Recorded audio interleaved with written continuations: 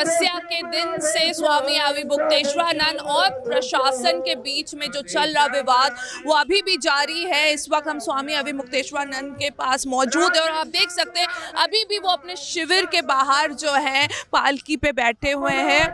महाराज जी, आज हम देख रहे हैं काफी सारे साधु संत जो है बाहर बैठे हुए हैं शिविर के में, आपके समर्थन में आए हुए हैं, क्या कहना चाहेंगे?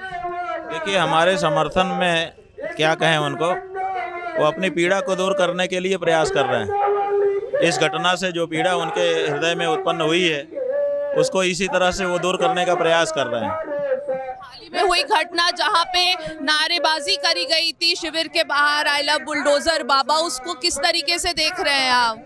शिविर के बाहर नहीं है, हमारे सामने आकर के वो कह रहे थे, बुलडोजर बाबा की बात कर रहे थे, ऐसा दिखा रहे थे जैसे हमारे ऊपर बुलडोजर ही चढ़ाने वाले हैं।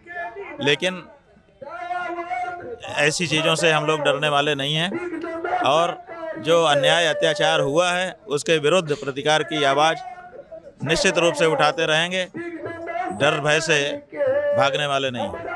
हाल ही में मजिस्ट्रेट ने इस्तीफा दे दिया, उन्होंने आपकी बात भी रखी उस टाइम पे कि उन्होंने कहा कितनी बड़ा महाराज जी का ये अपमान है और मैं इस पे इस्तीफा दे रहा हूँ, क्या किस तरीके से आप उनकी बात को देख रहे हैं? देखिए, ये जो घटना है ये बहुत बड़ी घटना है। ये दिखाती है कि शंकराचार्य जी और उनके परिकरों के ऊपर जो अन्याय किया गया वो बहुत बड़ा है कि लोग अपने जीवन की सारी पूंजी लुटा दे रहे हैं। एक अधिकारी जो सामान्य घर से निकल करके आता है, कितनी उसकी इच्छा होती है कि वो पढ़ करके लिख करके प्रतियोगी परीक्षाएं दे करके तब पीसीएस बनता है, तब इस तरह के पद पर जाता है।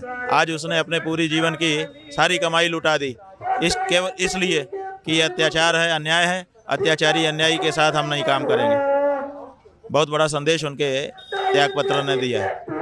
प्रशासन की तरफ से महाराज जी कोई जवाब आया? आपने उनको भी नोटिस जारी करी थी। बात यह है कि प्रशासन अपराधी है, अब उसको समझ में नहीं आ रहा है कि हम करें तो क्या करें। उसकी हिम्मत नहीं हो रही है, इतना बड़ा अपराध किया है जितना कभी नहीं हुआ।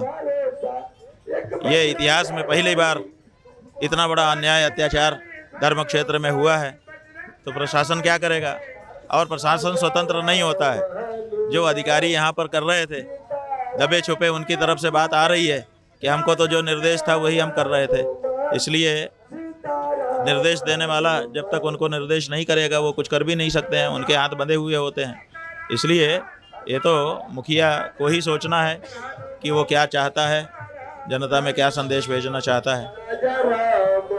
महाराज जी, अब स्नान जो है वो समाप्त होने वाला है, माघ मेला समाप्त होने वाला है, यहीं पालकी पे बैठे रहेंगे। अगले साल के लिए क्या सोचा है? अगले साल फिर माघ आएगा, फिर हम लोग आएंगे, फिर यहीं पर पालकी पर बैठेंगे और अपनी बात शुरू कर देंगे। जो विरोध है वो तो चलता ही रहेगा और माघ के बीच में जो महीने आएंगे उन महीनों में भी ये बात तो आगे बढ़ती ही रहेगी। ये बात समाप्त नहीं हो सकती है। जो कुछ किया गया है वो किसी भी दशा में स्वीकार्य नहीं हो सकता है और उसका प्रतिरोध निश्चित रूप से किया जाएगा। ऐसा स्वामी अविमुक्तेश्वरानंद महाराज जो अभी भी अपने शिविर के बाहर जो हैं वो बैठे हुए हैं और अभी भी वो इंतज़ार में हैं कि कल या कभी भी प्रशासन के लोग आएंगे और उनसे माफ़ी मांगेंगे और फिर वो उसके बाद स्नान करेंगे। वीडियो जर्नलिस्ट संजीव मिश्रा के साथ अनुफातिमा, भारत एक्सप्रेस, प्रयागराज।